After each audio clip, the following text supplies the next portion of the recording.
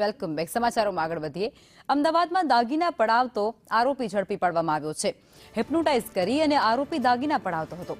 LCB ટીમે સુનિલ નાથ મદારીની ધરપકડ કરી લીધી છે, જેમાં રસ્તાઓ પૂછવાના બહાને ભુવાની ઓળખ પણ આપતો હતો. વૃદ્ધા પાસેથી 1 લાખના દાગીના પડાવવામાં આવ્યા હતા. ત્યારબાદ પોલીસે એક્શન લીધી અને એલસીબીની ટીમને મોટી સફળતા હાંસલ પણ થઈ ચૂકી છે, જેમાં આરોપીની ધરપકડ તેમના દ્વારા કરી લેવાય છે. સંવાદદાતા જિગ્નેશ અમારી સાથે જોડાયા છે. જિગ્નેશ, એક વ્યક્તિ જે હિપ્નોટાઇઝ કરી અને દાગીના પડાવતો હતો તે આરોપી આખરે એલસીબીના સકંજામાં ફસાયો છે. વિગતો શું? અલગમાં વાત કરવામાં આવે તો જોન થવાના એલસીબીને એક આરોપીની બાતમી મળી હતી કે જે ભુવા તરીકે ઓળખ આપી રસ્તા પૂછવાના બહાને મહિલાઓ પાસેથી દાગીના પડાવતો હતો.